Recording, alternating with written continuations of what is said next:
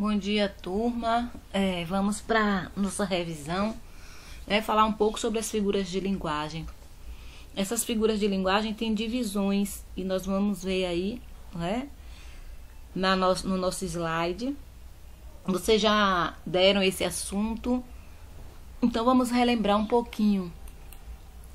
Então, primeiramente, esse slide aqui eu coloquei o conceito, o que é a figura de linguagem. Então, eles são recursos usados pelo falante para realçar a sua mensagem, podendo dar a mesma força, colorido, ênfase e beleza. As figuras de linguagem, elas estão contidas mais em textos literários, principalmente naqueles poemas, em músicas, em sonetos, mas a gente vê tanto em literatura quanto gramática. Vocês viram aí, os assuntos figuras de linguagem nas duas disciplinas. Por quê? Porque aí ele vai dar mais beleza, vai dar mais ênfase, dá um sentido mais colorido, um sentido mais chamativo nos textos, certo? Então aí as figuras de linguagem, elas são divididas em classes, Nós temos as classificações dessas palavras. E para se estudar, primeiramente, as figuras de linguagem, precisamos saber o sentido denotativo e o sentido conotativo. O sentido denotativo é aquele que é o sentido literal, é o sentido real, o sentido que está no dicionário. O conotativo é o sentido figurado, aquele sentido, o sentido, como eu posso dizer, aquele sentido para dar mais realce ao texto. Então, elas subdividem-se em figuras de som, figuras de palavras, figuras de construção e figuras de pensamento. As figuras de palavras ou semânticas, elas estão assim associadas ao significado das palavras. Aí nós temos a metáfora, comparação, metonímia, catacrese, sinestesia e perífrase.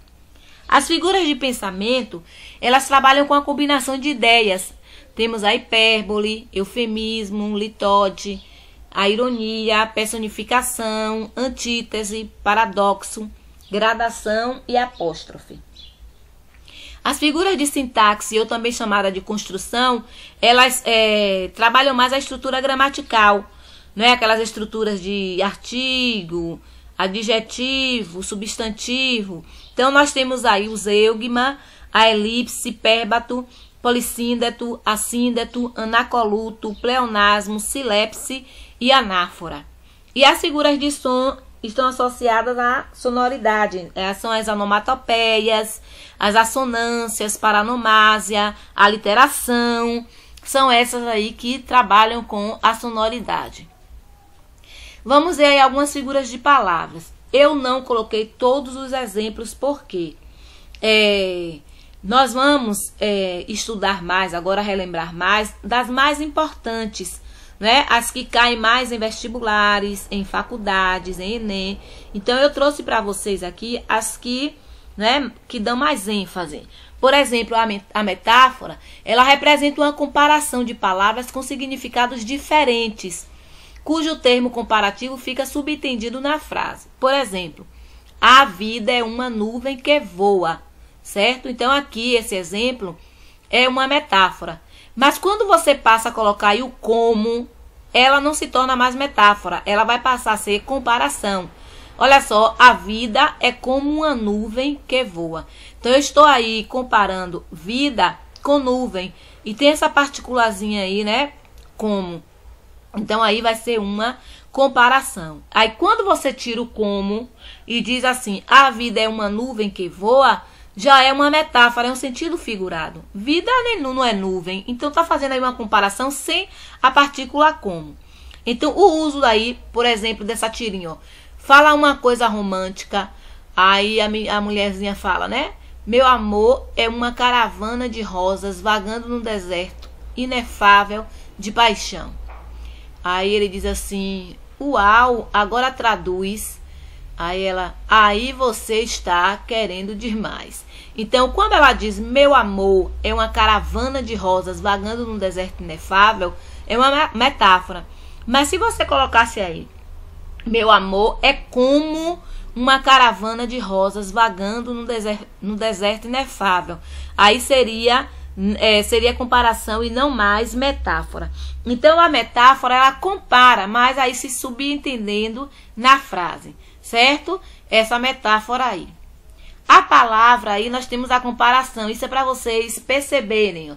Nós temos aí, ela se torna equivalente e tem essa palavra de conexão, como, parecia, tal qual, assim, igual. Olha o exemplo aqui. O olhar dela é como a lua, brilha maravilhosamente. Ela está aqui comparando o olhar da pessoa com a lua. Se eu tirasse o como e dissesse o olhar dela é a lua, brilha maravilhosamente, aí ela se tornaria agora uma metáfora e não uma comparação. Entenderam? Então toda vez que tiver o como, outra partícula, parecia, tão que, tanto quanto, vai ser aí chamada de comparação. E se não tiver esses elementos, né, mesmo fazendo uma comparação e não tiver esses elementos aqui, vai ser chamado de metáfora, porque está usando aí, utilizando o sentido figurado. E nas figuras de linguagem, nós usamos mais o sentido conotativo, que é o sentido figurado, tá? A gente não usa o sentido denotativo, é o sentido que a gente trabalha na escola, que a gente aprende, que a gente escreve em produção textual, é o sentido denotativo, o sentido que está no vocabulário, está no dicionário. Nós temos aí a catacrese. A catacrese é uma metáfora desgastada, né? Ela, por exemplo, emprega assim uma palavra por falta de outro.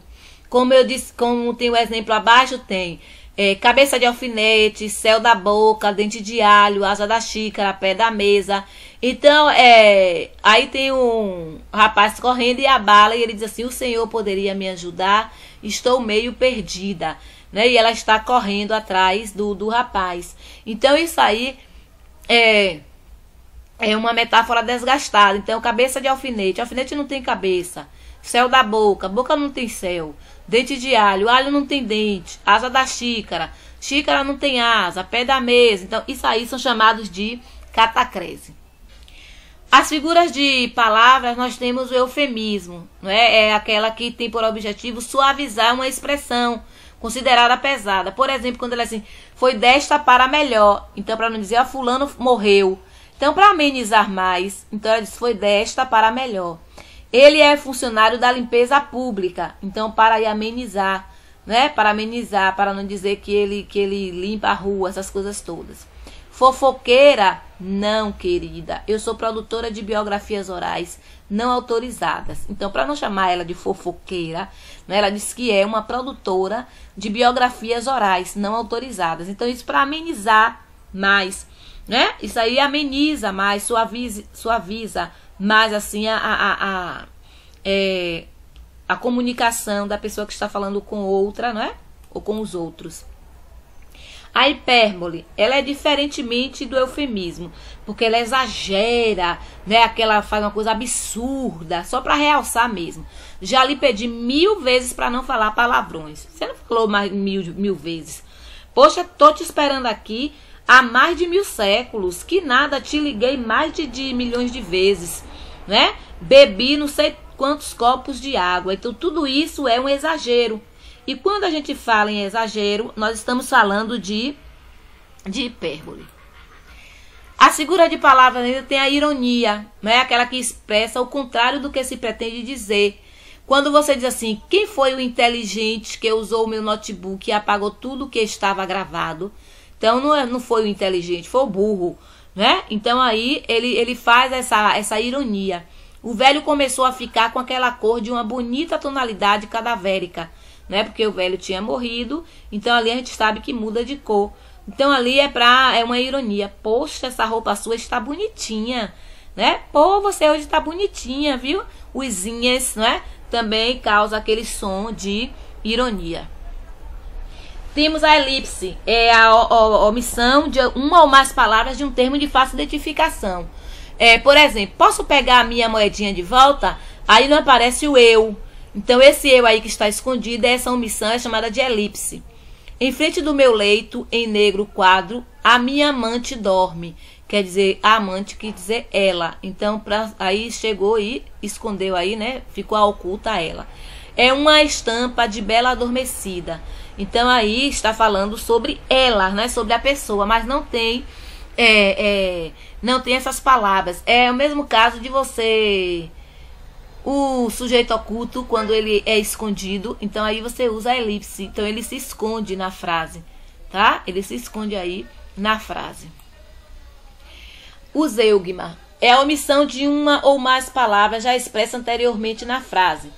Por exemplo, uma parte de mim é multidão, outra parte é estranheza e solidão. Então, para não repetir várias vezes, uma parte de mim é multidão, uma parte de mim é estranheza, uma parte de mim é solidão. Para não repetir toda hora uma parte de mim, uma parte de mim, uma parte de mim, né, várias vezes, ele colocou só uma vez. Ó, uma parte de mim é multidão, outra parte é estranheza e solidão. Então aí nós temos também a tirinha que fala: você é um colírio para meus olhos. Ó, um descongestionante nasal para o meu nariz. Um antiácido para meu estômago. Tem gente que não sabe quando parar. Então aí, para ele não repetir, né? Você é um colírio para meus olhos, você é um descongestionante nasal para o meu nariz, você é um antiácido. Para não repetir toda hora você, ele só colocou uma vez e foi acrescentando as palavras. O pleonasmo, também chamado redundância, ela consiste na repetição de um termo, né? Para realçar. Quando você diz assim, entrar para dentro, subir para cima. Então, essas palavras aí que faz essa redundância. Se você vai entrar, já sabe que é para dentro. Se você vai subir, já sabe que vai subir, não é? Para cima. Nas tardes da fazenda há muito azul demais. Para que essa redundância, muito já sabe que é demais. A mim me enerva o ardor com que ela vibra. Mi e mi. Então, são duas redundâncias aí repetitivamente. Aí a prosopopeia. Essa prosopopeia, ela consiste em atribuir qualidades, não é? Ela dá vida a um ser que não tem vida. O mato já zarolho enrolando as folhas. Mato não tem olho. Como é que ele vai ficar zarolho? Então aí essa é uma figura que consiste aí nessas qualidades humanas, né? Dando aí vida. O vento beija meus cabelos, ondas lambem minhas pernas, o sol abraça o meu corpo. Vento não beija ninguém, nem lambe ninguém, nem abraça ninguém. Aí a música de Lulu Santos, né, que diz assim: o vento beija meus cabelos, as ondas lambem minhas pernas, o sol abraça o meu corpo, o meu destino é ser estar. Não sou muito boa cantora não, viu, gente? Mas essa canção aí, não é de Lulu Santos. Então, essa canção, essa música tem essa figura aí dando, como é que eu posso dizer? Dando vida a esses seres inanimados. A metonímia, ela consiste em usar uma palavra por outra, com a qual se acha relacionada. Quando a gente diz assim, adoro ler Jorge Amado. Ninguém lê Jorge Amado, todo mundo lê a obra, o livro de Jorge Amado. Ela comeu toda a caixa de bombom. Ela não comeu a caixa, ela comeu os bombons que estavam dentro da caixa. Entendeu? Então tem aí essa metonímia. Quando a gente diz assim, ficou bicado de tanto tomar pitu. Não foi de tomar pitu, foi de tomar cachaça, o líquido. Então aí escondeu aí a palavra pitu. Amiga, me empresta o mods. Não é o mods, é o absorvente, não é que ela tá pedindo emprestado. Bota uma zorba nesse menino pra ele não andar pelado. Não é zorba, no caso aí é a cueca. Faz essa barba, virou um caminhão de gilete lá na esquina. Não foi um caminhão de gilete, foi um caminhão de lâminas. E na tirinha diz assim, meu pai tem 800 cabeças de gado. E o seu? Aí ele diz, o meu pai só tem um boi, mas ele tá inteirinho. Então aí são palavras, né, que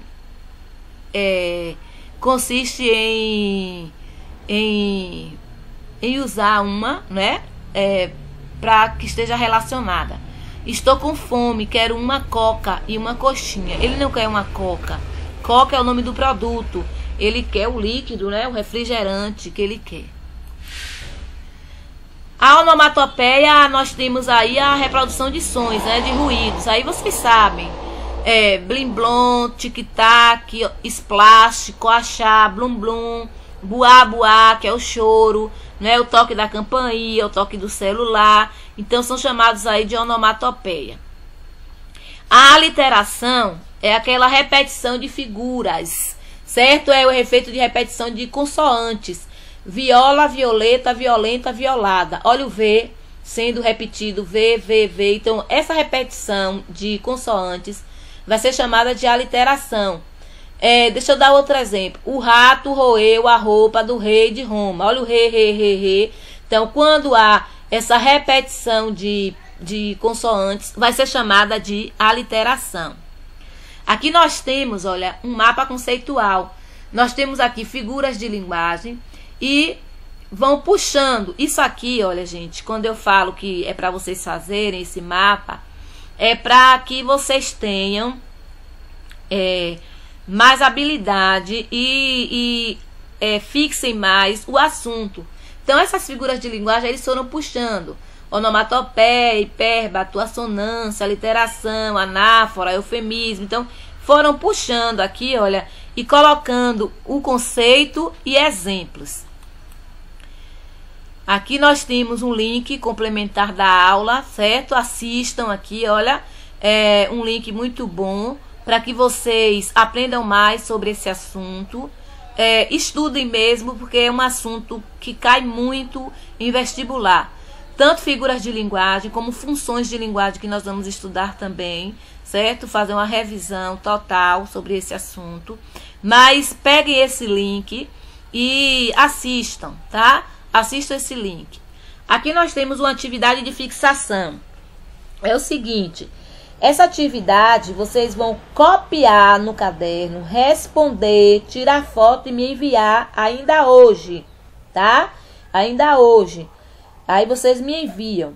E as páginas que eu vou colocar lá no Clipe Escola, que são as questões do Enem, eu vou indicar a data que vocês vão me entregar. Hoje, eu só quero essa atividade aí, para copiar e responder. Tá bom, meus amores? Então, aqui eu vou me despedindo de vocês. Até amanhã, na nossa aula de gramática. E um grande abraço.